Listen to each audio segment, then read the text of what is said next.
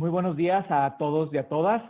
La iniciativa Nadie es Menos les da la bienvenida al ciclo de conferencias hacia la Política Nacional de Atención a Enfermedades de Baja Prevalencia. Muy buenos días a todos y a todas. En esta sexta conferencia vamos a hablar sobre el financiamiento público sostenible para las enfermedades de baja prevalencia. Pero quería comentarles un poco también qué es la iniciativa y cuáles son los objetivos de la iniciativa Nadie es Menos.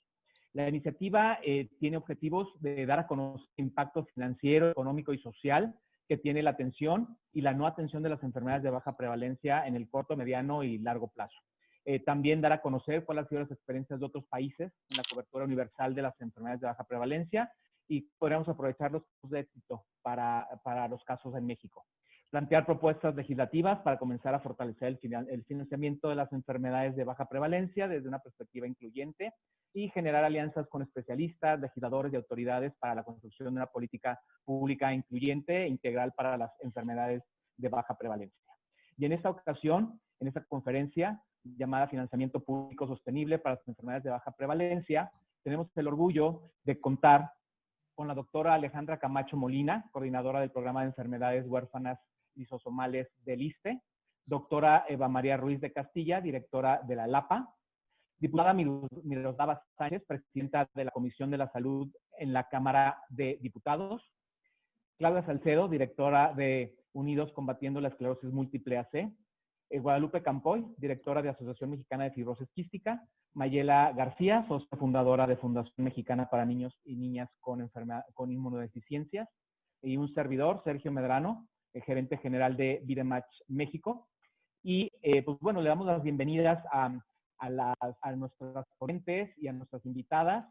Y empezamos con la primera ponencia con la doctora Eva María Ruiz de Castilla, que nos va a hablar sobre la experiencia en otros países, casos de éxito de cobertura universal. Bienvenidos todos y bienvenida, doctora Eva María. Bueno, muchísimas gracias por la oportunidad. Para mí es un honor estar aquí con ustedes esta mañana.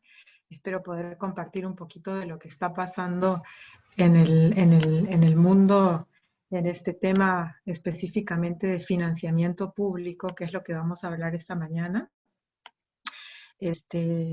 Pues primero que nada, quiero decirles a todos que esta presentación no expresa en absoluto, ese es un descargo que voy a hacer, el punto de vista del grupo que me ha invitado. Es simplemente un poco de información que les voy a dar desde mi perspectiva. Tampoco representa la perspectiva del APA, que es el Latin American Patient Academy. Estoy aquí invitada por ustedes, la iniciativa Nadie es Menos, justamente para poder conversar un poco de qué podríamos hacer en México en el tema de enfermedades de baja prevalencia y el financiamiento público. Un poco para centrarlos y que conozcan quién soy y qué hago, ¿no? El objetivo del APA, que es el Latin American Patient Academy, es proporcionar la capacitación continua y sostenible a líderes y pacientes expertos en América Latina. Nosotros trabajamos específicamente para generar alianzas y mesas de trabajo y de participación entre todos los actores, no solamente de pacientes, sino actores de gobierno, industria, académicos, para que entre todos podamos encontrar soluciones viables en los países para el diálogo por mejorar la salud en América Latina. Les cuento un poquito de lo que va a ser la presentación. Vamos a hablar un poquito de la situación de las enfermedades poco frecuentes en la región, las oportunidades para fortalecer el tema de las enfermedades poco frecuentes y las políticas en México. Yo he llamado EPOF porque en algunos países se dice enfermedades poco frecuentes, en algunos otros países se dice enfermedades huérfanas, en otros se les llama enfermedades raras, en otros enfermedades de baja prevalencia, pero para este caso y en esta exposición, cuando digo EPOF me refiero a todas las anteriores como enfermedades de baja prevalencia que ustedes llaman en México. Y finalmente tendremos un espacio, imagino al final de todo, para hacer preguntas y respuestas. Bueno, yo quiero empezar también hablando de lo que dice el Banco Mundial, que es un poco, que está trabajando muchísimo el tema de la cobertura sanitaria universal, ¿no? Ahí hay un compromiso muy grande para que hacia el año 2030 podemos lograr en el avance de que los países tengan estos modelos de cobertura sanitaria universal. Y quería, y he puesto esta diapositiva, justamente porque me gustaría recuperar y recoger lo que dice el Banco Mundial a propósito de la cobertura sanitaria universal, ¿no? Ellos dicen que significa que todas las personas pueden obtener los servicios médicos de calidad que necesitan sin tener que pasar por dificultades económicas. Además, permite que los países aprovechen al máximo el capital humano, que es su principal activo, ¿no? Y se habla también de que la salud es una inversión fundamental en capital humano y en crecimiento económico. Y dice que sin una buena salud, los niños no pueden asistir a la escuela y los adultos no pueden ir a trabajar, ¿no? Fíjense que este párrafo tan corto nos da como un entendimiento de todo lo que significa el tema del financiamiento y la sostenibilidad justamente para trabajar no solamente enfermedades de baja prevalencia o poco frecuentes, sino para trabajar, en fin, en el acceso y el derecho a la salud, ¿no? En todo el mundo se han registrado avances en materia de cobertura sanitaria. En estos últimos 10, 15 años hemos empezado con los planes justamente de progresivamente ir convirtiendo los sistemas en sistemas que tengan este modelo de aseguramiento universal, que es bastante más frecuente en países más desarrollados como son Canadá, Europa, en fin, países donde tenemos modelos, a pesar de que en algunos casos son fragmentados, tienen cobertura para todos y no hay ese problema de la fragmentación que se ve muchísimo en nuestra región, sobre todo en los países de América Central y de Sudamérica, ¿no? Tenemos muchísimos desafíos, hay mejoras, como les digo, en el proceso de cobertura, pero seguimos todavía trabajando para recuperar o para poder tener esta salud para todos, ¿no?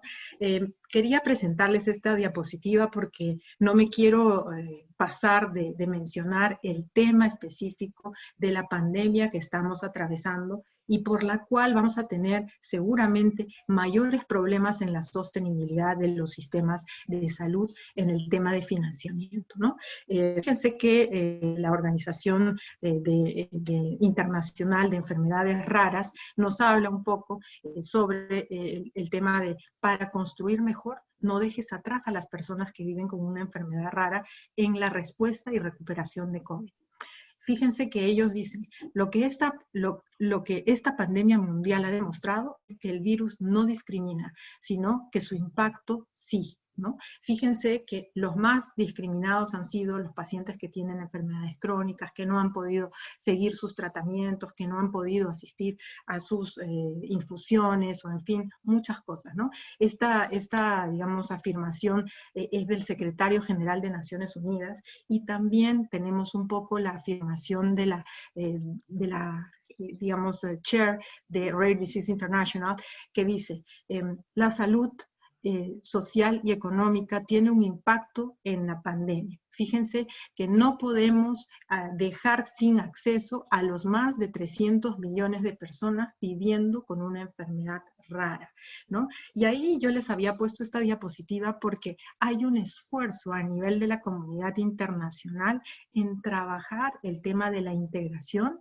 de políticas y legislaciones que hagan posibles que los países puedan justamente tener y asegurar este tema de acceso y sostenibilidad de los sistemas, ¿no? Yo les traigo muy humildemente un artículo que escribimos hace unos, bueno, fue escrito el año pasado, pero fue publicado en febrero de este año, que era un análisis comparativo de las políticas en América Latina en el tema de enfermedades poco frecuentes o de baja prevalencia, ¿no? Este artículo hizo una comparación sobre todo en la regulación y legislaciones que hay y qué oportunidades tenemos para fortalecer las políticas para las enfermedades en Argentina, en Brasil, en Chile, en Colombia, en México y en Perú, justamente porque son, digamos, países un poco más grandes que el resto de la región y que se podían comparar. Elegimos 5 dimensiones de políticas para facilitar el análisis en estos 6 países y trabajamos el tema de las leyes nacionales, las regulaciones nacionales, la incorporación al sistema de salud de los tratamientos de las enfermedades de baja prevalencia y la prestación de atención y compromiso del paciente, ¿no?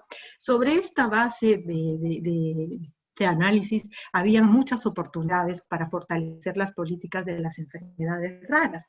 Y yo, además de no solamente hablar del contexto internacional, quería ir un poco a México, que es, digamos, en donde también hemos hecho un análisis y presentarles algunas de las oportunidades que habíamos hallado después de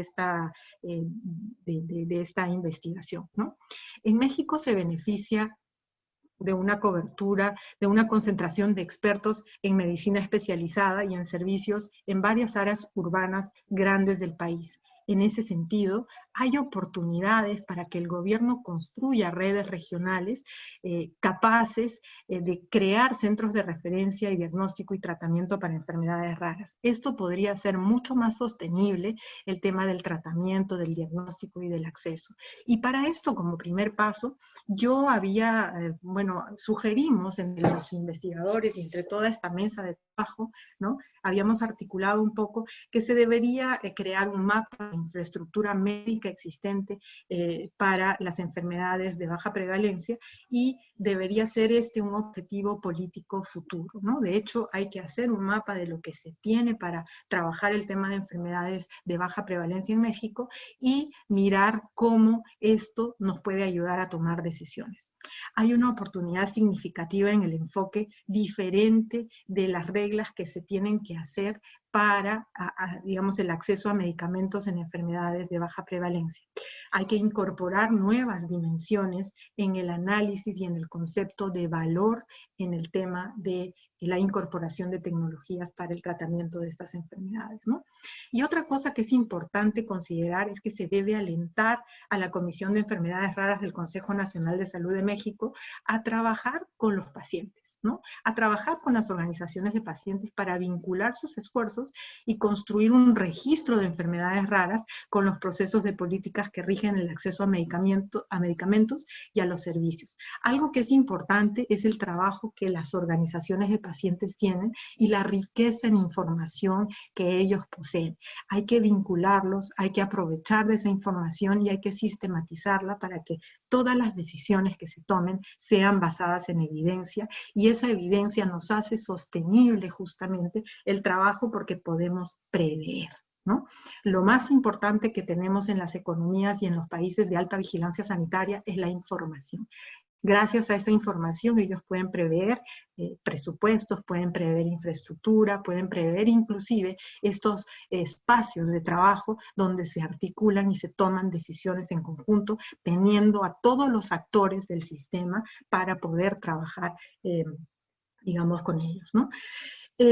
Finalmente, pues yo no quiero extenderme mucho porque sé que me dieron solamente 15 minutos para una presentación que podría durar todo el día, ¿no? Yo quería abrir un poco la discusión y seguramente con la diputada y con los otros panelistas vamos a tener la oportunidad de seguir conversando detrás de esta presentación.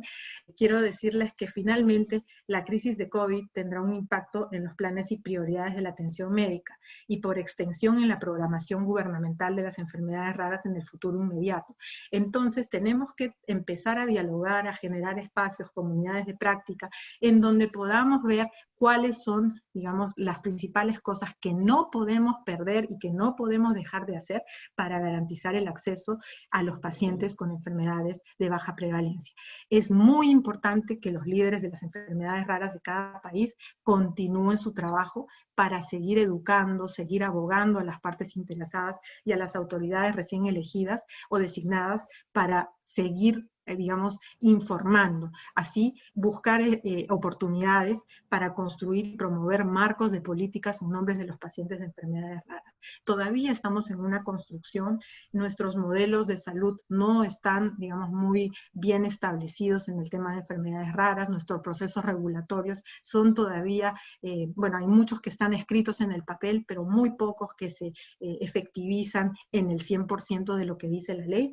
Y algo que también es importante es la investigación, ¿no? La investigación y el análisis y, como les decía, la información ayudarán a nuestras comunidades de partes interesadas en América Latina a identificar oportunidades y a generar consenso para realizar mejoras significativas en el futuro. Yo creo que hay muchísimo por hacer en el tema de la sostenibilidad. No creo que es buena idea seguir hablando de una crisis. Yo creo que ahora es momento de hablar de la reconstrucción y de cómo esta reconstrucción va a tener un impacto en el tratamiento y el acceso de pacientes con enfermedades de baja prevalencia. Creo que ustedes, como organizaciones de pacientes, y los gobiernos y los tomadores de decisión, los senadores, los diputados, tienen que empezar a preguntarse en cómo vamos a priorizar y no dejar a nadie atrás en el tema de acceso. El logo y sobre todo el nombre de la organización de este panel, que nadie es menos, es muy importante y es una, digamos, un eslogan muy, muy interesante para este tiempo de reconstrucción, de nuevas ideas, de nuevos planteamientos, porque todo lo que hemos aprendido hace, digamos, tan solo 6 meses ha cambiado con el COVID, ¿no? Entonces, ahora, ¿cómo vamos a hacer para seguir trabajando? ¿Cómo vamos a hacer para seguir generando mejores oportunidades de diagnóstico oportuno para los pacientes con enfermedades de baja prevalencia? ¿Cómo vamos a seguir haciendo para poder seguir generando información, datos, registros de estos pacientes para poder mapearlos y poder tomar decisiones informadas y prever los presupuestos que se requieran? Porque hay muchísimo que se tiene que ver en el tema de enfermedades de baja prevalencia, sobre todo en tratamientos que son en algunos casos inexistentes en algunos países, inalcanzables en otros y no existentes en un tanto muy grande porque todavía no hay tratamientos para algunas enfermedades. Entonces hay que seguir investigando y hay que seguir trabajando en este tema. Pues yo dejo de compartir. Ay, perdón. Muchísimas gracias. Perdón. Muchísimas gracias, doctora Eva María Ruiz de Castilla. Muchísimas gracias por compartir esta experiencia con todos nosotros. Y vamos a tener un espacio después de las 3 conferencias en la parte de un conversatorio y preguntas y respuestas de la audiencia, ¿no? Ahorita continuamos con la ponencia de la doctora Alejandra Camacho. Bienvenida, doctora Alejandra. Y ella nos va a platicar del reto de lograr la cobertura universal de las enfermedades de baja prevalencia en las instituciones mexicanas. Muchas gracias y adelante. Hola, buenas tardes, buenos días a todos, o ya tardes casi. Estimado, si me deja compartir mi pantalla, por favor.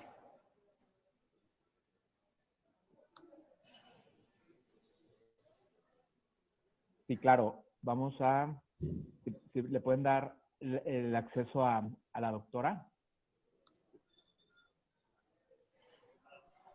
Listo, doctora. Ya tiene acceso. Muchas gracias. Gracias. Listo, pues yo comparto con la doctora Eva el tema y la felicitación respecto a este título que lleva esta iniciativa, Nadie es menos. Es muy interesante y además creo que aplica para todos los que nos dedicamos a estas enfermedades. Entonces, como ven, el título de mi charla es el reto de lograr la cobertura universal de las enfermedades de baja prevalencia en las instituciones mexicanas. Y bueno, créanme que realmente es un reto real y fue todo un reto para una servidora preparar la charla porque hay muchos temas que podríamos decir que sí tenemos la atención, que sí cubren la necesidad médica, pero por otro lado, cuando hablamos ya de medicamentos o de tratamientos que son específicos para las enfermedades, digamos un poco más cercanos a la curación, es ahí donde creo que nos atoramos en general todas las instituciones en nuestro país y, como bien nos compartía la doctora, en el resto de Latinoamérica. Solo cosas relevantes que me gustaría recalcar. La mayoría de ustedes pues ya sabe la definición de enfermedad rara, enfermedad de baja prevalencia, enfermedad huérfana, todas estas como sinónimos. Pero me gustaría recalcar que en México hay aproximadamente más de 7 millones de pacientes con estas características. Y si bien es cierto el 80% de estas enfermedades tiene un origen genético, también tenemos este otro tema en donde pueden estar las enfermedades autoinmunes o en donde pueden estar las enfermedades emergentes. Y creo que también en este rubro de estas enfermedades y otras, como por ejemplo la esclerosis múltiple, que no tiene un componente genético propiamente o un patrón de herencia, pues también está dentro de esta definición. Y bueno, como bien lo dice el título de la charla, es En las instituciones de México. Vean, bueno, tenemos instituciones que, digamos, tenemos la certeza o el aseguramiento, algunos individuos, de pertenecer a alguna de estas instituciones, y entonces no tenemos por qué preocuparnos, lo voy a poner entre comillas, y conforme vaya pasando la charla, vamos a ir compartiendo experiencias y bueno, disipando un poco este tema del reto, ¿no? Entonces, básicamente, pues si perteneces a alguna de estas instituciones, no tienes, lo repito, entre comillas, como mucho de qué preocuparte. Y es por esto que en 2003 hubo una reforma a la Ley General de Salud en el Sistema de Protección Social en Salud, cuyo brazo operativo sería el Seguro Popular en Salud, y vamos a ver un poco los cambios que ha sufrido esto, pero en este momento, 2003, así había sido. Todo empezó con un programa piloto un año antes, y ya para el 2004 ya había entrado en vigor como tal la reforma y ya operaba en 24 estados. No se vaya a escuchar, por favor, díganme si escuchan algo. Sí se escucha.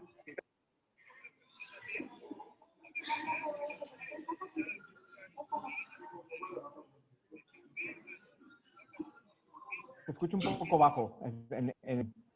No se entiende lo que se Ajá. dice, doctora. Igual si no lo puede decir. Sí, claro. Bueno, aquí es cuando, si bien es cierto, me parece que un parteaguas en el tema de las enfermedades raras y en el tema del acceso a los tratamientos específicos fue el desarrollo de las terapias enzimáticas de reemplazo. Y fue justo, es cuando el licenciado Calderón da el aviso en el 2011 que las enfermedades lisosomales estaban dentro del Seguro Popular.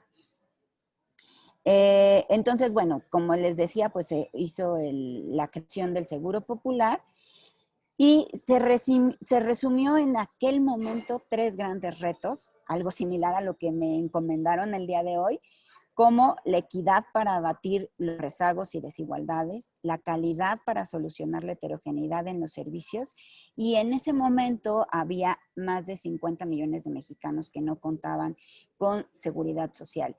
Yo quisiera que dejaran un poco en su mente y en su memoria estos 2 puntos, porque van a ser cruciales a lo largo de la charla. Y vean, solo para decirles que nuestro sistema de salud es tremendamente estratificado.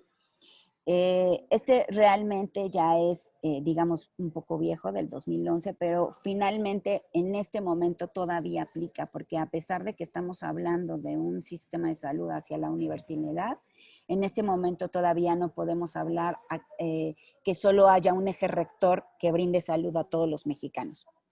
Aquí todavía, como ven, pues está el Seguro Popular, que ahora lo cambiaríamos por el INSABI. Y vean, lo importante de esto es que tenemos múltiples pequeños sistemas dentro de un gran sistema, donde podemos tener aquí la parte de la seguridad social, que sería IMSS, ISSSTE, PM, Sedena, Marina, y la característica del IMSS es que además el patrón contribuye para, digamos, el tema de la economía para esta atención, y el tema de la Secretaría de Salud y de las secretarías de salud de los diversos estados. Y por ahí tenemos el tema de IMSS Oportunidades, en donde llega esta salud de manera gratuita, aunque por ahí también dice en los lineamientos que el paciente debe de pagar una cuota y si no es posible que la pague, ese servicio se dará gratuitamente. Generalmente se habla de lugares recónditos de la República en donde llega este servicio. Y del otro lado también tenemos la condición de la salud privada, de los individuos que pueden pagar esto, pues entonces tienen seguros de salud y pueden accesar al ámbito privado. Y la mayoría de ustedes sabrá que es un tema muy importante y cabe resaltar que muchas de las ocasiones los individuos que tienen seguros para este proceso de privado, digamos, de salud privada, pues bueno, a veces, como lo mencionábamos, el 80% de las enfermedades raras son genéticas y a veces las coberturas de los seguros no cubren estas enfermedades. Fíjense cómo en 2003 empieza todo esto, en 2011 se habla de integrar las enfermedades lisosomales dentro del Seguro Popular, pero no es hasta 2012, enero 2012, que la Ley General de Salud, en el artículo 224 bis, define enfermedades raras. Y quiero resaltarles que ni siquiera está definido como tal o un índice aparte, sino en realidad está dentro de otra definición, que es la definición de medicamentos huérfanos, que lo digo tal cual, lo transcribí tal cual, a los medicamentos que estén destinados a la prevención, diagnóstico, tratamiento de enfermedades raras, las cuales tienen una prevalencia de no más de 5 por cada 10,000 habitantes. Aquí vale la pena, lo voy a poner como pregunta filosófica y como pregunta para dejárselas a ustedes, vale la pena que nuestra Ley General de Salud tenga un apartado específico en donde se refiera una definición solo para, o nos vamos a quedar con que la definición está dentro de otra definición, ¿no? Y por el otro lado, el acuerdo en el 2017 en el que se menciona que se crea la Comisión para el Análisis, Evaluación, Registro y Seguimiento de las Enfermedades Raras. Creo que en este punto tenemos grandes aliados. Creo que el doctor César Cruz es uno de nuestros aliados. Siempre está al pendiente de nosotros y al tocarle la puerta siempre está para recibir las opiniones de... Entonces, vean un poco, este es el resumen de lo que ha pasado en México. Yo vengo representando a Lista, entonces, por lo tanto, les presento un poco la historia que ha tenido las enfermedades raras y les voy a decir, y quiero acotarles también, o sea, el hecho de que tengamos un problema de acceso quizá para los medicamentos más costosos no significa que tengamos una limitación para acceder a los tratamientos que se puedan dar de un inicio antes de llegar al diagnóstico quizá, o dentro de la evaluación de la enfermedad, o quizá como tratamiento paliativo, porque todo este manejo médico, ya sea farmacológico y de manejo, pues lo tenemos dentro de las instituciones. Y ahora más adelante les voy a comentar que realmente en estos momentos debemos pensar que todas las enfermedades van a estar cubiertas, ¿no? Entonces nosotros empezamos en 1994 con un paciente en terapia reemplazo enzimático. En el 2010 había un censo de 10 pacientes que se hizo y se propuso hacer un programa de enfermedades huérfanas. Y en el 2013 nuestra institución fue sede de varias reuniones con asociaciones de pacientes. Fue sede de la Semana Global de Enfermedades Raras en el 2015. Y hemos tenido varios, no les tengo el número exacto, pero más de 10 cursos de capacitación continua para los médicos respecto a estas enfermedades dentro de nuestra institución. Pero quiero recalcarles una cosa, sin afán de que nos sientamos limitados, sino más bien como para que empecemos a buscar qué estrategias podemos presentar, qué estrategias podemos proponer para que esto mejore, digamos, ¿no? Entonces, en la Ley General de Salud ya les presenté que está la definición.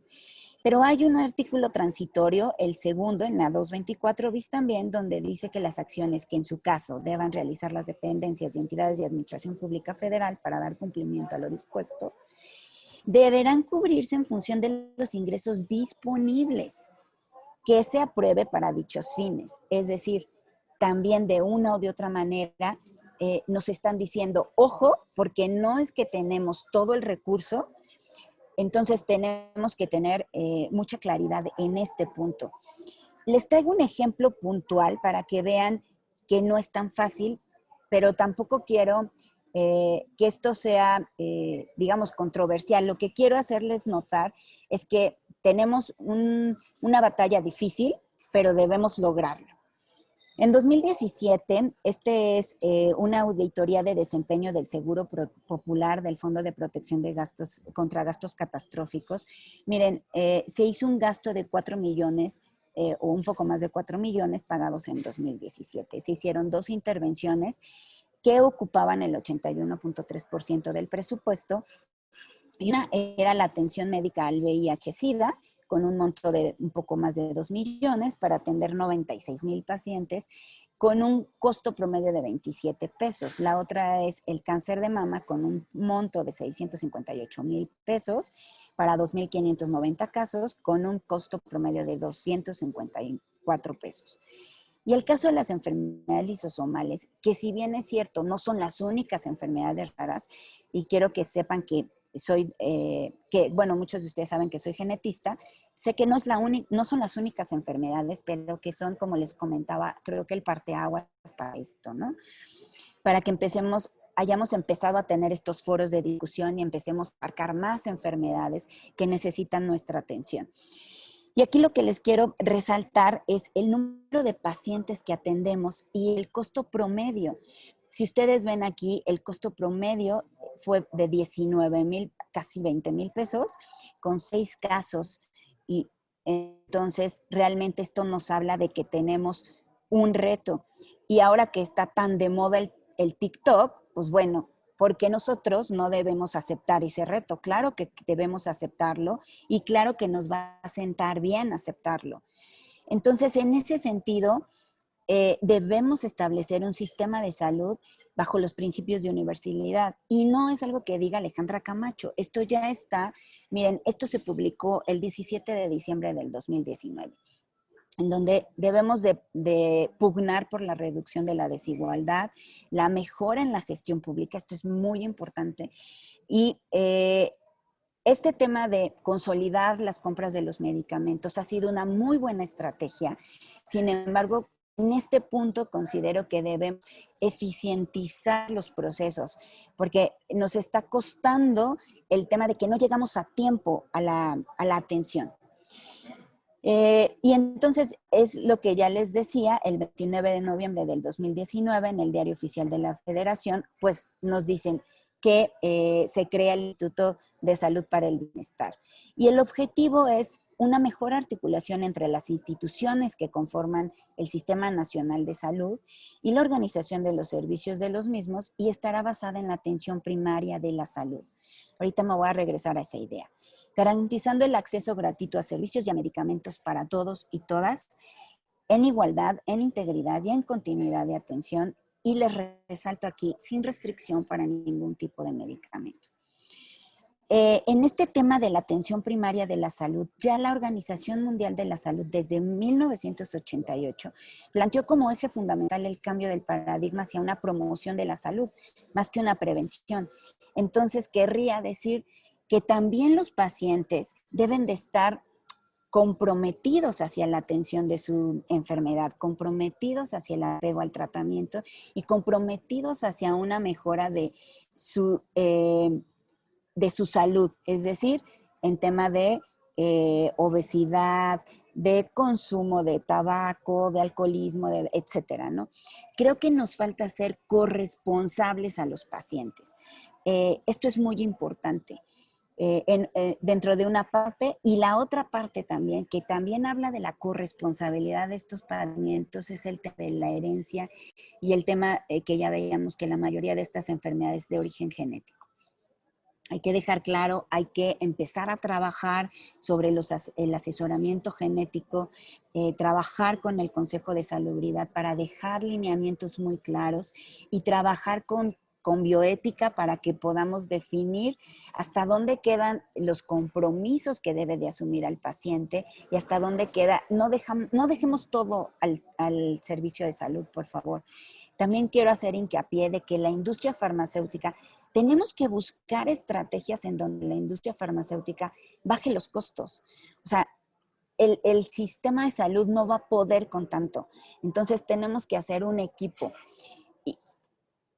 Entonces, nuestros retos mayores, mejorar la equidad, un proceso de regulación interactivo, lo que les mencionaba hace un momento, la evaluación del papel de las tecnologías de la evaluación en salud, y aquí fue mucho de lo que estamos hablando, y el tema de los tratamientos, la autorización temporal y los procedimientos, la recopilación de datos, que también lo mencionaba la doctora en su plática, el tema de los registros de pacientes y el tema de seguimientos, que es muy importante. El tema de la mejora de la equidad, pues creo que vamos avanzando. Nos falta muchísimo, sin lugar a dudas, pero vamos hacia adelante. La interactividad en los procesos regulatorios, creo que debemos buscar mecanismos entre la parte de la comunidad científica y la parte, o volvemos a lo mismo, de la industria farmacéutica. Ustedes como grupos de pacientes que en este momento ya juegan un papel fundamental, pero que además tienen ese tema de empoderamiento y que podemos sumar y tanto ustedes nos pueden ayudar como nosotros a ustedes para lograr los objetivos de acceso. Y también no dejar de lado a los investigadores que también necesitan desarrollar una mejor comprensión tanto de los procesos administrativos como del tema de las mismas enfermedades per se. La evaluación del papel en la tecnología de la evaluación de salud. Tenemos que empezar a buscar nuevos indicadores de salud porque los que estamos utilizando no nos están funcionando. Ahora está muy en boga utilizar años de vida ajustados por discapacidad y el tema de costo-efectividad. ¿Y cuánto está dispuesto a pagar los gobiernos por un año más de vida ganado? Pero en el tema de las enfermedades raras, da la pequeña casualidad de que casi toda la vida los pacientes están en años de vida por discapacidad. Entonces, tenemos que buscar otras estrategias de medición. La tecnología es importante evaluarla, los procedimientos científicos y técnicos. Y una cosa importante es el tema de darle más cobertura al tema genético, la evaluación de una decisión política en este tema y la obtención de mayores datos sobre la vigilancia farmacoecológica, pero también farmacogenómica. La recopilación de datos como un registro electrónico y nacional, que ya están trabajando en ello, para tener una base de datos que nos permita tener mayores datos de riesgos y beneficios. Y la propuesta que no es de hoy, si se fija en la bibliografía, desde el 2013, sería empezar a actuar de manera horizontal, teniendo la Secretaría de Salud mayormente fortalecida y el financiamiento, que sería muy importante. Hay ejemplos en España, ustedes saben que es de países con mejor desarrollo en este ámbito. Y bueno, ellos han buscado financiamiento de todos lados, es decir, desde el tema de gobierno hasta el tema de instituciones privadas que puedan ayudarles a financiar tanto los estudios, el tema de guías de tratamiento, como también el acceso a los tratamientos. Entonces, aquí habríamos que trabajar y buscar estrategias que podamos hacer. Que se construya una articulación importante para la gestión entre el proceso del financiamiento y la prestación del servicio y que se otorgue a través de las unidades médicas. Entonces, lejos de tener una estructura de salud estratificada, pues quizá nos haga mejor tener una estructura universalizada, pero sin bajar la calidad de la atención. Creo que ese es el mayor reto que va de la mano con el tema del financiamiento y de esta articulación que platicábamos entre el financiamiento y la prestación del servicio. Creo que tenemos muchos retos, como lo acaban de ver, pero creo que debemos trabajar en conjunto. O sea, no podemos dejar de lado ningún actor. Creo, tal vez para algunos suene repetitivo, pero Tenemos 4 actores fundamentales, ya les mencioné 3 de ellos, que serían ustedes como pacientes, el área de la industria farmacéutica, el área de los médicos o del personal de salud, pero también importantemente, y aquí agradecemos muchísimo la presencia de la diputada Miroslava, el tema legislativo es sumamente importante para lograr lo que queremos, ¿no? Que serían mejores tratamientos. Si bien es cierto, como les decía, no es que no estén en tratamiento, pero siempre habrá una mejor tecnología en salud que nos pueda beneficiar específicamente algunas enfermedades en particular. Muchas gracias por su atención. Muchísimas gracias, doctora Alejandra Camacho, por hablarnos de esto, del reto para lograr la cobertura universal de las enfermedades de baja prevalencia en las instituciones mexicanas. Y vamos a pasar a la ponencia y darle la bienvenida a la diputada Miroslava Sánchez. Ella nos va a hablar sobre el trabajo legislativo para incrementar el presupuesto en salud e incluir a las enfermedades de baja prevalencia en la cobertura universal. Bienvenida, diputada Miroslava Sánchez. Adelante.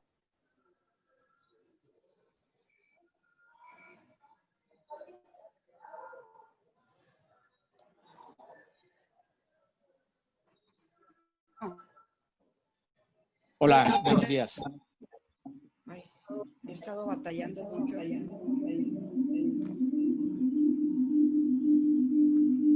La estamos escuchando, diputada, un poco con eco, a lo mejor ahí la escuchamos mejor. ¿Nos escucha? Sí.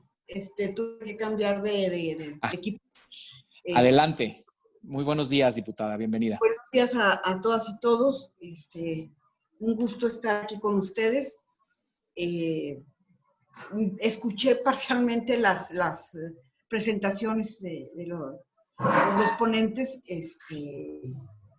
Estaba fallando mucho mi conexión, pero básicamente desde el punto, les comento así rápidamente, ustedes y yo sabemos lo complicado que está la situación económica en el país, a razón no nada más de la pandemia y el presupuesto que fue hacia allá, sino además la economía que también hubo problemas en la economía mundial y en específico México, y estábamos viendo el presupuesto para el siguiente año. La verdad es que ya haciendo un análisis muy puntual, porque de inicio parecía que venía con un aumento de un 10.1% con respecto al año anterior, pero ya viendo a detalle, la verdad es que no hay un aumento real en el presupuesto para salud, y muchos programas de salud están siendo, han disminuido en lo real para atender muchos programas.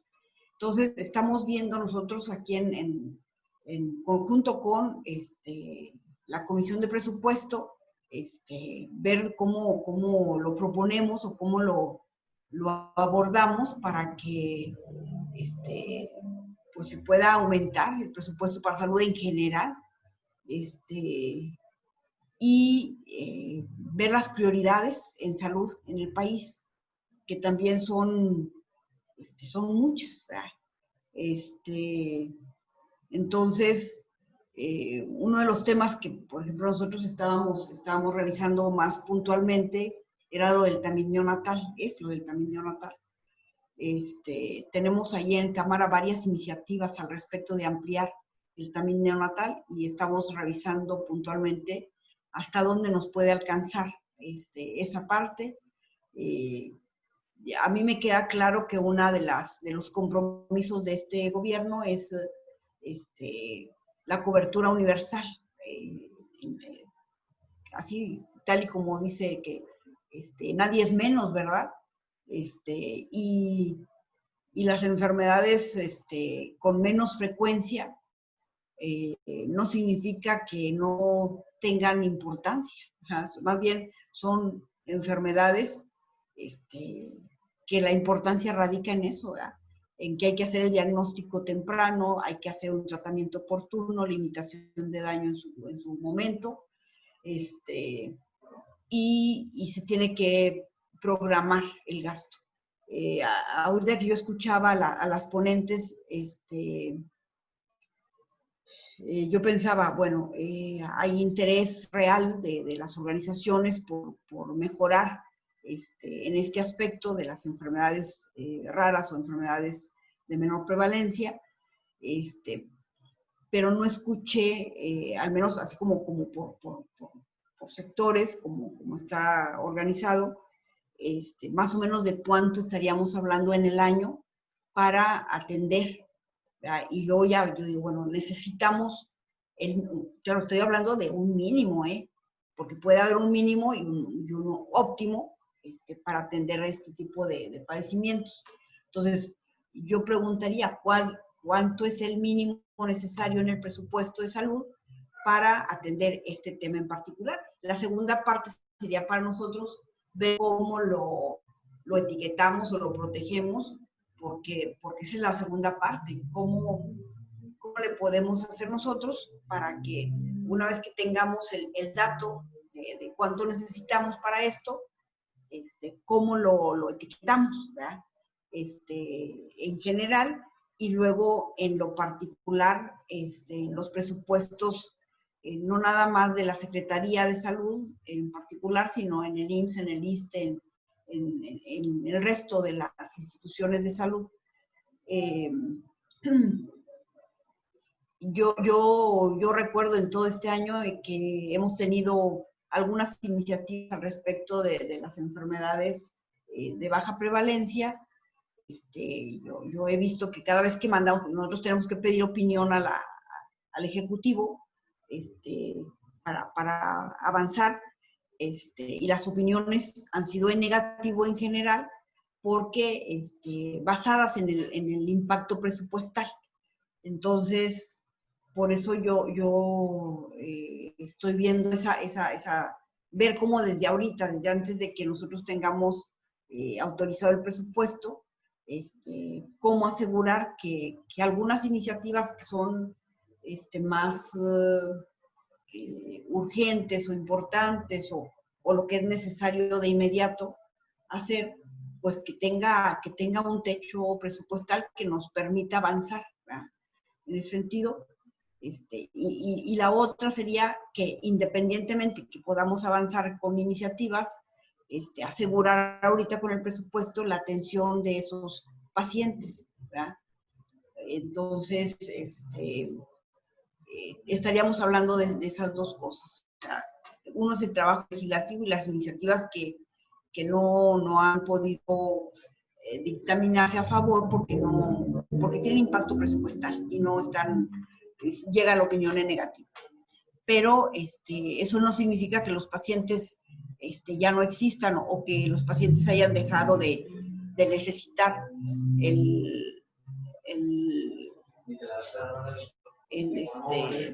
de necesitar el apoyo para el manejo, para el diagnóstico. Entonces, esa sería la segunda parte. Nosotros estaríamos luchando en este momento de la historia para que podamos poner sobre la mesa en el presupuesto que estas enfermedades ahí están, que sus pacientes ahí están y que necesitan ser atendidos y que necesitan tener un presupuesto mínimo para ello. Eso es lo que quería comentar y bueno, estoy a la espera y seguimos en comunicación para lo que se pueda avanzar. Muchísimas gracias, diputada Miroslava, por por esa aportación, ¿no?, del trabajo legislativo para incrementar el presupuesto en salud, ¿no?, incluir también las enfermedades de baja prevalencia. Muchísimas gracias por estar con nosotros. Y vamos a pasar a la parte del conversatorio con los integrantes de la iniciativa Nadie es Menos y le doy la palabra a Guadalupe Campoy. Adelante, Lupita. Sí, muchas gracias, diputada, y muchas gracias, Eva María. La doctora Camacho tuvo que dejarnos. La problemática de las enfermedades de baja prevalencia, bueno, y las venimos tratando de solucionar desde hace mucho. Sí se necesita un presupuesto, ha sido una comunidad que ha estado como dejada por años, históricamente, y necesitamos que se tenga una bolsa para ella, porque si la comparamos o la ponemos dentro de todo lo que es el gasto en salud, nunca se va a llegar a tener un presupuesto para enfermedades de baja prevalencia, porque por el número de pacientes, por el costo que generalmente tienen sus tratamientos.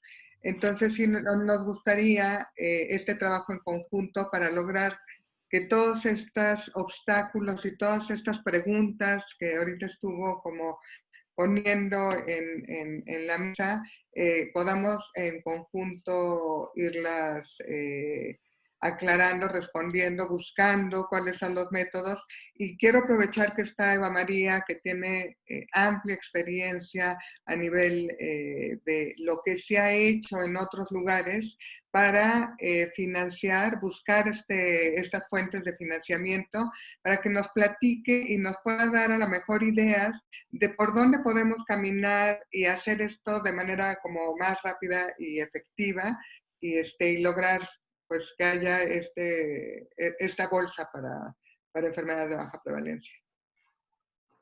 Si te dejo el micrófono, María. Bueno, muchas gracias, Lupita. Sí, en fin, hay mucho por hacer. Una de las preguntas muy importantes que hizo la diputada Miroslava es el cuándo, ¿no? ¿Cuándo se necesitaría para financiar las enfermedades? Y ahí todavía no tenemos cifras exactas en ningún país, porque como bien lo decía al principio, no tenemos información. No tenemos registros actualizados de pacientes que nos permitan identificar cuánto nos costaría el financiar las enfermedades de baja prevalencia. Entonces ahí es un trabajo también de responsabilidad de los gobiernos a tomar buenas decisiones, a implementar estos observatorios, estos espacios de registro y también de información en donde uno pueda sincerar, ¿no? ¿Cuánto le cuesta? Porque hablamos de 7.000 enfermedades diferentes en el mundo, ¿no? De una cantidad de más de 300 millones de personas con padecimientos raros, ¿no? En el mundo, y ahí tenemos data solamente de Orfnet, que es la más, digamos, clara o más organizada que tenemos en este tema, pero sí hay mucho por hacer en el tema de sincerar en cada país cuánto se necesitaría destinar al tema de enfermedades de baja prevalencia, ¿no?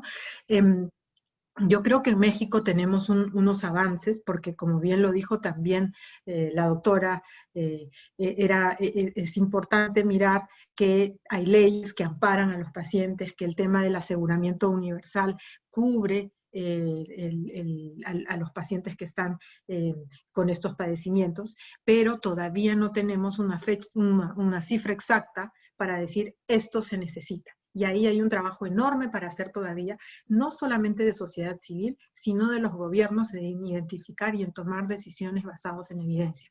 Y por eso es tan importante también pelear por aquello que se necesita, que son los registros que nos permitan saber cuánto nos cuesta, ¿no? Ahora, y cuánto nos debería costar si tenemos identificados a todos esos pacientes y mapeados bien a todos aquellos que están en seguimiento, que tienen tratamiento, y hay otros que no tienen, porque acuérdense, las enfermedades de baja prevalencia, muchas de ellas al ser genéticas y al ser de tan baja prevalencia, todavía no tienen tratamiento ni cura. Tienen algunos procesos de estabilización, algunos tipos de tratamientos para poder generar calidad de vida, pero en muchos casos, en muchísimos casos, todavía no hemos llegado a esa maravilla que esperamos en algún momento podamos llegar, de saber cómo curar a estos niños, cómo curar a estas personas que tienen estos padecimientos. Entonces, ahí la primera cosa es datos, ¿no? Información, saber cómo tomar decisiones, y ahí la sociedad civil nos puede colaborar muchísimo porque son ellos quienes están más en contacto con sus pacientes. Creo que el desarrollo de esa información por ejemplo, en Europa y en países de más alta vigilancia sanitaria, es sociedad civil que ha hecho un trabajo titánico en descubrir, sincerar, empoderar y apoyar a los gobiernos a tener estas informaciones y poder decidir y definir, ¿no? Los presupuestos en Europa se saben, ¿no? Se saben más o menos, yo creo que se destina un porcentaje bastante alto del presupuesto de salud para estas enfermedades y para la investigación de las mismas, cosa que todavía nosotros no hacemos en nuestra región. Investigación clínica, investigación para poder encontrar, digamos, las causas de estas enfermedades, todavía no estamos en ese proceso, y creo que ahí también tenemos que trabajar muchísimo, porque no solamente tenemos que pedir el presupuesto para curar las enfermedades, sino también para la infraestructura que nos permita hacer que estas enfermedades sean mucho más conocidas y por lo menos tratables, ¿no? Sí, gracias, Eva María. ¿Qué fuentes de financiamiento son las que en otros lugares se han buscado para lograr esto? Mira, yo he visto en hablando muy claramente, yo creo que hay mucho del financiamiento que se hace, sobre todo en investigación de la academia y en colaboración siempre y en asociación con la industria, ¿no? Hay mucho que se ha hecho desde las universidades y los científicos que han, digamos, trabajado muchos temas de estos. Hay observatorios enormes, universidades que se dedican a hacer este tema de investigación, y después, la industria también trabaja con esta información para encontrar la cura. En el tema de acceso a tratamientos, los presupuestos han sido abiertos y sincerados desde el pedido de la sociedad civil y, por ejemplo, en Europa, la Unión Europea tiene un espacio específico en donde se toman decisiones y en donde se habla específicamente de las enfermedades de baja prevalencia. Ahí Eurordis, Rare Disease International y las otras redes de sociedad civil han hecho un trabajo enorme, titánico, para poder poner en agenda las enfermedades y destinar presupuestos para que no se deje a nadie atrás, ¿no? Mucho de lo que ha sucedido ha sido producto del empeño de sociedad civil, producto del empeño de personas como la diputada Miroslava, que se comprometen con la causa, que eso también es muy importante, ¿no? El comprometerse con la causa y tener aliados que puedan llevar la batalla de los pacientes, de los familiares, para que en las decisiones se pueda disponer de fondos y presupuestos. Yo creo que por ahora se pueden disponer de fondos para empezar, ¿no? En nuestros países, al no tener información, no sabemos exactamente las cantidades, pero sí podemos tener aproximados de los estimados anuales de los tratamientos que se hacen en cada país. No tengo las cifras exactas de México, pero si miramos atrás en los años anteriores cuánto se invirtió, se puede por lo menos tener un 30 o 40% más de lo que se invirtió el año anterior para el año siguiente, para seguir generando progresivamente este acceso para los pacientes y que no se queden sin tratamiento, sin acceso, sin diagnóstico, que son las cosas más importantes. El tema del tamizaje neonatal y de la ley es súper importante para identificar temprano estas enfermedades y poder tratarlas oportunamente. Eso es un mensaje que tenemos que dar a todos los tomadores de decisión. No es un capricho, no es una situación en la que no que se tenga que hacer una ley porque, en fin, hay que hacerlo. Esto es un tema de prevención. En los países de alta vigilancia, naturalmente se hace ese tamizaje al nacer, ¿no? Y ahí se identifican muchas de las posibles enfermedades que tendrían, y serían mucho más simples a veces de tratar si se identifican a tiempo, y los daños a los sistemas, y calidad de vida de los que padecen enfermedades o pudieran descubrirse alguna falla, son menores. ¿Por qué? Porque se identifican a tiempo. Y eso es algo que todavía no estamos entendiendo en nuestra región. Muy pocos son los países que tienen leyes y que tienen esta dinámica de hacer estos tamizajes, y muy pocos son los que intervienen tempranamente.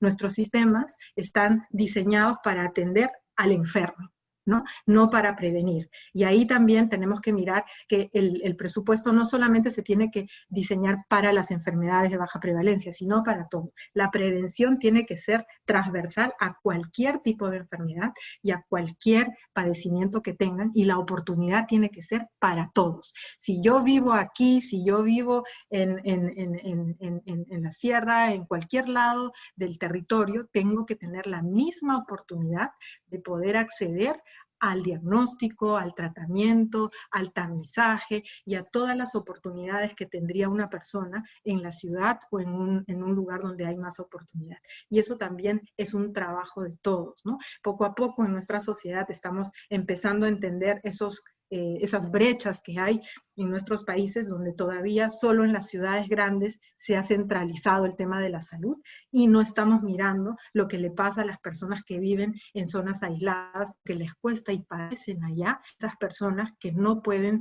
acceder a un especialista, a un centro de investigación, y que pasan 5, 6, 7 años antes de que se pueda diagnosticar la enfermedad, y cuando llegan a veces es demasiado tarde, ¿no? Mayela, te paso la palabra. Gracias, Lupita. Sí, añadiendo a las reflexiones de Lupita al conversatorio y agradeciendo a Eva María, a la diputada Miroslava Sánchez, hay algunas, digamos, reflexiones que en la iniciativa Nadie es Menos nos hemos hecho, ya estamos trabajando sobre ellas, y que tiene que ver con lo que ustedes han hablado ahora. En primer lugar, ciertamente, Eva María, que lo que nos colocas como toda la visión, digamos, integral de lo que significa poder destinar, saber el dato de un presupuesto, tiene que ver con todo lo que nos has mencionado, ¿no?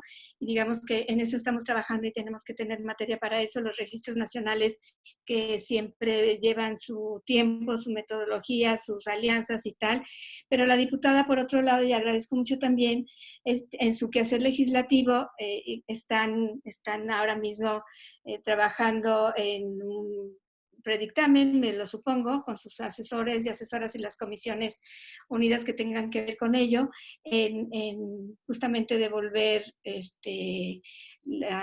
digamos, sus opiniones respecto del decreto del presupuesto. Entonces, como haciendo coincidir con la dificultad que se tiene estos dos tiempos, estos dos momentos y estas dos necesidades, me parecería que sí sería muy importante que hiciéramos un esfuerzo colectivo, todas las personas aquí presentes, en poder dotar a la diputada, a la Comisión de Salud, de algunas líneas por donde podría etiquetarse un presupuesto que hoy por hoy se va a decidir en los próximos meses en México.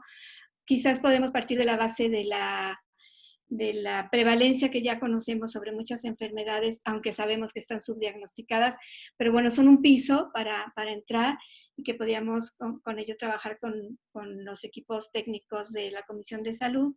En días pasados compartimos el tema de las inmunodeficiencias primarias en relación a la cobertura universal, que también ya lo mencionaste, Eva María, y se mencionó aquí también por la doctora que también estuvo con nosotros hace rato, Alejandra Camacho, sobre el costo-efectividad, que efectivamente, y ya se mencionó, cuando una enfermedad es atendida oportunamente, diagnosticada y tiene acceso a sus tratamientos, baja el costo de la atención, porque se van a eliminar las discapacidades, porque se van a eliminar las comorbilidades, las complicaciones, y al final del día ese paciente por año va a gastarse menos en presupuesto público de su atención cuando tiene acceso a sus tratamientos, a su diagnóstico oportuno. Entonces, diputada, cuando se mandan estas opiniones a la entidad que tiene que darla, como es el trabajo parlamentario, ciertamente que hay que dotarles de esta información. No es que la cobertura universal signifique más presupuesto, no necesariamente. La cobertura universal significa toda una integralidad en la atención, donde incluso se pueden generar ahorros per cápita muy importantes. Entonces, hay que construir esos datos con la información que tengamos, porque digamos que coyunturalmente el momento del presupuesto es en estos 2 próximos meses, además de lo que tengamos que hacer respecto a continuar en este proceso de más largo o mediano plazo, de contar con todos los insumos para tener una, digamos, una información unos datos muchísimo más cercanos a la realidad. Eso por un lado. Y en relación al tamiz neonatal, que también se ha mencionado, también hemos compartido en las reflexiones dentro de nuestra iniciativa y con otros actores, especialmente con el doctor César Cruz, efectivamente del Consejo de Salubridad General, cómo es que introduciendo el tamiz neonatal para el conjunto de enfermedades que pueden ser diagnosticadas a través del tamiz neonatal, ya sea por errores innatos del metabolismo, errores innatos de la inmunidad u otras, el tamiz neonatal, si bien se tiene que invertir en ello, el tamiz va a significar también un ahorro importantísimo. O sea, no es el tamiz y ya lo hice y ya me costó. Es el tamiz y entonces el diagnóstico precoz y entonces el tratamiento y entonces voy a gastar mucho menos en esa persona y además le voy a evitar esas incapacidades y además la sobrevida de esas personas va a aumentar enormemente de ser enfermedades mortales a ser enfermedades con una sobrevida casi del 80%, en muchos casos incluso del 100%. Entonces, también me parece que en ese tema del tamiz podríamos apoyar a los equipos técnicos para mirar este proceso y cómo la inversión en el tamiz va a significar un ahorro en cuanto a la cobertura universal. Esto porque efectivamente las opiniones técnicas califican y de entrada es, pues no te puedo dar más presupuesto, pues porque tengo que dedicarlo a las enfermedades de alto impacto, a las emergencias sanitarias y tal cosa, ¿no?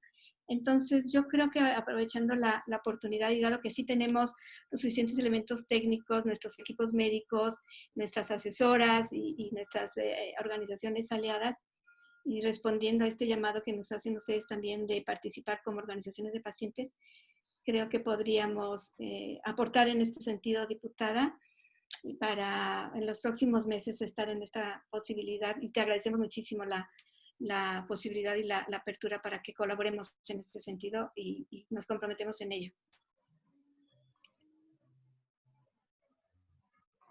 Quería comentar algo, agregar.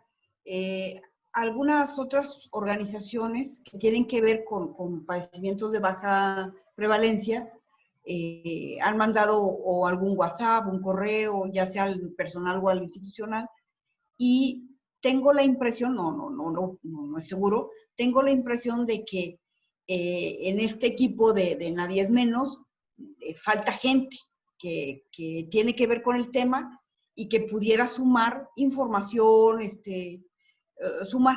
Entonces, yo no los conozco a todos. Es más fácil que ustedes que andan ahí puedan contactarlo a toda la gente que se pueda y hacer un equipo más grande, más plural, más o sea, múltiple y poder hacer un ejercicio con todos y todas, incluir a todas y todos para lo que sí, o sea, tanto para ver cuánto cuesta, para ver cómo vías de por dónde se puede accesar al manejo, al diagnóstico, al tratamiento oportuno, pues a mejorar la calidad de vida y en estos pacientes. Entonces, eso me faltó comentarles, porque yo no los conozco a todos, pero sí me gustaría incluir a todos, ¿verdad? Y si es en un solo equipo, para mí es mucho más fácil, en lugar de ver por sectores o por segmentos. Finalmente, la salud es un tema que une, es un tema en donde todos podemos caber, y bueno, esa sería la sugerencia, porque esa es la impresión que me da cuando saben que estoy aquí ahorita y dicen, oiga, no nos invitaron, nosotros también manejamos este tipo de padecimientos. Yo no, o sea, yo me invitan y yo estoy, ¿verdad? Pero sí quisiera poner eso sobre la mesa, ojalá y se considerara, y igual y no es cierto, pero si hay algo que se pueda mejorar, esa sería la sugerencia, ¿verdad? Sí, lo agradecemos mucho y tiene toda la razón. O sea, necesitamos estar todos los que estamos viendo enfermedades de baja prevalencia como un equipo integrado y que estamos viendo por las mismas cosas y luchando exactamente por los mismos puntos. Y realmente yo creo que tenemos muchas más coincidencias que diferencias. Y aquí quienes importan, y como en toda esta última época se habla de la salud centrada en el paciente, que creo que es una verdad absoluta. Entonces, eso es lo que importa, ¿no? Sin ninguno, no tengo ningún problema y tenemos que ser, sí, claro, inclusivos, y entre más estemos en la misma lucha, pues más logros y más fuerza va a tener la voz con la que las organizaciones de pacientes hablemos, ¿no? Sí, muchas gracias, diputada. Eso. Sí, un comentario final para justamente hacer un poco también un llamado a la participación. La diputada tiene muchísima razón en que las coaliciones tienen que ser más inclusivas. Y ahí hay un llamado muy lindo de Eurordis, de la ONU y Rare Disease International que están haciendo, y esto me lo acaba de mandar Jesús Navarro de Omer, ¿no? Que nos está viendo.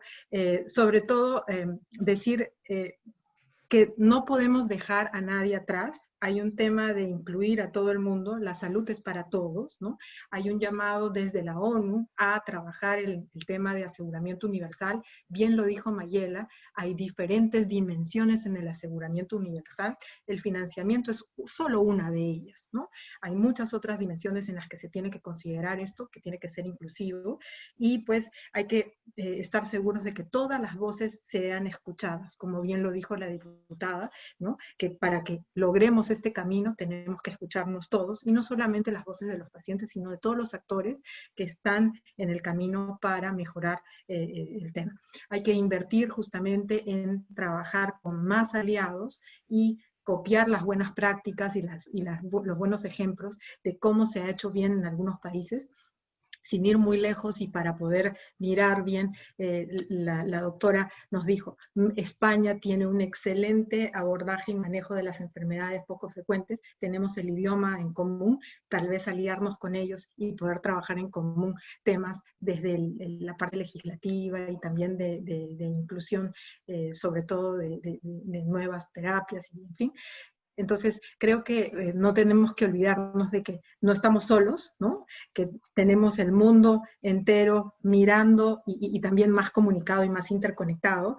El tema de la medicina centrada en el paciente es básico, pero también es importante el tema del paciente informado, de la organización informada, del expertise que se tenga que tener para poder generar buenos datos, buenas reuniones en donde los pacientes puedan participar, pero generar evidencia y trabajar con los tomadores de decisión, aportando y ayudando. Creo que ya no es tiempo, lo dije antes, ya no es tiempo de reclamar, creo que es tiempo de reconstruir lo que tenemos, ¿no? Y ver cómo podemos aportar desde cada una de nuestras esquinas al desarrollo de mejores políticas para mejorar la salud de todos y ahora de todos en México. Muchas gracias por la invitación. Lupita, Mayela, diputada, un gustísimo haber estado con usted, encantada de haber estado en ese panel. Gracias. Muchas gracias. ¿Y Claudia? Sí, muchas gracias. Gracias a la doctora Camacho, a la doctora Eva, a la diputada Miroslava. Agradecemos mucho todos los puntos de vista y toda la información que nos han proporcionado. A mí me tocó la tarea más difícil, ¿no? Que es un poco sacar algunas conclusiones finales de todo esto que hemos dicho, que creo que al final de cuentas, desde las perspectivas de cada uno de los actores, más o menos como que tenemos las mismas líneas. Creo que lo que nos ha faltado es que de repente nos encontramos creo que en este momento nos encontramos como caminando en un círculo, ¿no? El problema real existe, ya lo mencionaron cada una de las ponentes, pero particularmente la diputada Miroslava, que es quien trabaja el día a día con eso, que es que pues las necesidades son muchas y los recursos son pocos, ¿no? Yo entiendo que ella, más ahorita en este tiempo, se está trabajando con toda la situación de cómo le hago para estirarle, ¿no? Como cuando estamos en la casa con los gastos. Sin embargo, me ha gustado mucho lo que nos han propuesto desde sus distintos lugares las ponentes, porque nos habla justo de las oportunidades que tenemos de salir de ese círculo vicioso. Pues sí, ya sabemos que no hay dinero, ya sabemos que necesitamos muchas cosas, pero justo eran unas preguntas que nos planteaba la doctora Eva María. ¿Cómo vamos a hacer para seguir generando datos, investigación, atención? Como también lo preguntaba la diputada, pues necesitamos saber cuánto necesitamos, ¿no? Entonces, bueno, tomé nota más o menos de todo lo que estaban aquí, nos compartieron las panelistas. Quisiera dar algunas ideas sobre lo que me parece que se dijo que pueden ser oportunidades. Por ejemplo, nos hablaba la doctora Eva sobre la oportunidad que tiene, y también la doctora Alejandra lo mencionó, sobre la oportunidad que tenemos desde las enfermedades de baja prevalencia en tomar el papel de las tecnologías de la salud, ¿no? Que nos hablaba justo la doctora Alejandra Camacho de cómo podemos generar nuevos indicadores, nuevas formas de mirar. Creo que eso es algo que podemos tomarlo en cuenta, porque justo, y eso se entrelaza con otras ideas que nos mantenieron, creo que ahorita, en el lugar en el que estamos, justo la pregunta muy importante que nos hizo la diputada de cuánto, cómo, cuándo, pues nos habla acerca de eso, de que lo que tenemos que generar ahora más que nunca son los datos, buscar los datos, generarlos y mantener en el tiempo esta generación de datos. En México estamos ya, incluso ya tuvimos un webinar sobre esa parte, nos hemos reunido con el doctor César Cruz y con Funsalud, que es quien lo está realizando, de la necesidad del registro. Creo que eso es algo que tenemos que hacer y ver. Ahora, en cuanto a la necesidad, ¿no? A la necesidad son muchos las necesidades, pocos los gastos. Creo que aquí se mencionaron dos cosas que son importantes. Uno es la priorización, ¿no? Como lo hacemos en cualquier lugar cuando tenemos un gasto, pues tenemos que ver qué es lo más importante. Y creo que la discusión que tenemos que tener en las enfermedades de baja prevalencia es justo eso. ¿Qué es lo más importante en este momento? Creo que si hacemos un análisis de lo que se dijo aquí y de lo que se ha mencionado, hasta este momento una cosa que es muy importante para nosotros es el registro, ¿no? Y el tamiz neonatal, porque justo el tamiz neonatal no solo por el papel que tiene en la prevención, sino también en la generación de datos. Creo que va muy de la mano el registro con el tamiz neonatal. Y creo que si estamos preguntando sobre en qué sería mejor gastar en estos momentos como una prioridad para las enfermedades de baja prevalencia, me parece que el registro y el tamiz neonatal podrían ser un primer paso sobre esta preocupación que tiene la diputada Miroslava de hacia dónde voy, hacia dónde genero el gasto. Creo que justo como ella decía, creo que además es una preocupación compartida, no solo desde Iniciativa Nadie es Menos, sino desde la mayoría de las organizaciones que trabajan las enfermedades de baja prevalencia. Otra oportunidad que se mencionó allí de manera directa y también de manera indirecta es el asunto de la progresividad. Es cierto que ahorita no tenemos el dinero para hacer la cobertura total, pero sí podríamos ir avanzando paso a paso para que en el mediano y el largo plazo se pudiera alcanzar las coberturas y se pudiera tener la atención necesaria para los pacientes. La progresividad igual, ¿no? Por eso hablaba de priorizar el registro. La progresividad también tiene que ver con los datos. Yo puedo ir avanzando en la cobertura mientras tenga datos, mientras tenga esto que nos preguntaba la diputada. ¿Cuánto necesitamos? Relacionado con esto y también con lo que nos decía la doctora Camacho, por ejemplo, acerca del transitorio del 224 que hablaba sobre que se iba a aplicar los ingresos disponibles que se aprueben para dichos fines. Era más o menos es lo que anoté aquí, ingresos disponibles, lo que se apruebe para dichos fines. Lo que yo pienso es que está muy bien, aceptamos que sea lo disponible, pero el problema es que muchas veces no sabemos ni siquiera qué es lo que está disponible, ¿no? O cuáles fueron los recursos aprobados para las enfermedades. Creo que otra oportunidad y otra línea, hablando del financiamiento sostenible, es eso, transparentar los ingresos y transparentar las asignaciones. justo como también hablaba la diputada Miroslava, porque no solo se trata de saber cuánto necesitamos, sino también de poder etiquetarlo y protegerlo dentro del presupuesto para que no se use para otras cosas. En esclerosis múltiple, por ejemplo, tenemos la experiencia del etiquetado en el anexo 13 para la atención de esclerosis múltiple, y nos hemos enfrentado también a la problemática de qué significa para cada uno de los funcionarios esto de etiquetar, ¿no? Muchas veces ellos igual salen con que pues no, es que no nos alcanza o es que hay otros pacientes más, ¿no? Entonces, creo que allí, que es un trabajo que incluso no requiere tanto del presupuesto, sino de la concientización. Y eso me lleva a otra cosa, a otra idea que nos compartió la doctora Alejandra Camacho, y también nos la compartió la doctora Eva, y incluso también está en la idea que nos planteó la diputada acerca del trabajo en conjunto, ¿no? Esto no se puede hacer solos, necesitamos la participación en primera instancia dentro de los grupos de pacientes de todos los que están trabajando las enfermedades de baja prevalencia, pero después, como nos dijo la doctora Camacho, necesitamos trabajar con las farmacéuticas, con los empleados de salud, con todo el sistema de salud, con los legisladores, y vamos a tener que trabajar todos en conjunto. Y bueno, ya para terminar, solamente quisiera también tomar en cuenta esto que ha estado en las participaciones de todos, que es también que tenemos que buscar nuevas formas de financiamiento, ¿no? Se ha mencionado bastante aquí y en otras ocasiones el caso de España, que habla sobre la participación de la industria privada, la participación de manera diferente a como lo ha venido haciendo la industria farmacéutica.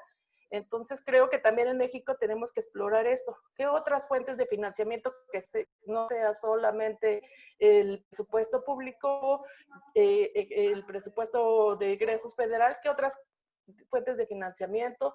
Inversionistas, la sociedad civil, agencias de investigación internacional. Lo mencionaba, al principio nos mencionaba la doctora Eva sobre el compromiso, por ejemplo, de Banco Mundial para mejorar los sistemas de salud. Entonces, creo que por ahí también podríamos explorar esa parte. Y bueno, creo que espero haber tomado nota y haber podido concentrar de manera más o menos precisa esta parte. Creo que esas son las oportunidades que nos llevamos. Y pues el trabajar en conjunto, creo que esta es una de las cosas. También el trabajo constante, no podemos dejarlo en este webinar, ni tampoco en este periodo de aprobación del presupuesto, sino que tiene que ser un trabajo constante, generar datos, investigación y poder avanzar en la progresividad, ¿no? Sí, no tenemos, pero pues hay que ir avanzando poquito a poco, porque si nos quedamos parados en el no tenemos, pues nunca vamos a avanzar. Gracias, Lupita. Por mi parte sería todo. Gracias. No sé si ya se fueron las conclusiones, porque me tengo que mover a otra reunión. Sí, ya. Sí. Muchas gracias por estar en este conversatorio, en este webinar. Gracias a María también. Con mucho gusto. Sí, la verdad es muy, muy enriquecedor, y pues estamos siguiendo en este trabajo todos juntos. Bien, seguimos comunicados todos, esperamos la retroalimentación en ambos sentidos, y estamos ahora con esta parte, efectivamente, pero seguimos trabajando independientemente del presupuesto, lo que podamos lograr ahorita, ¿no? Muchas gracias. Gracias a todos. Gracias. Que tengan buen día. Gracias a todos. Gracias a todas. Hasta luego. Hasta luego. Muchas gracias. Un abrazo. Bye. Bye.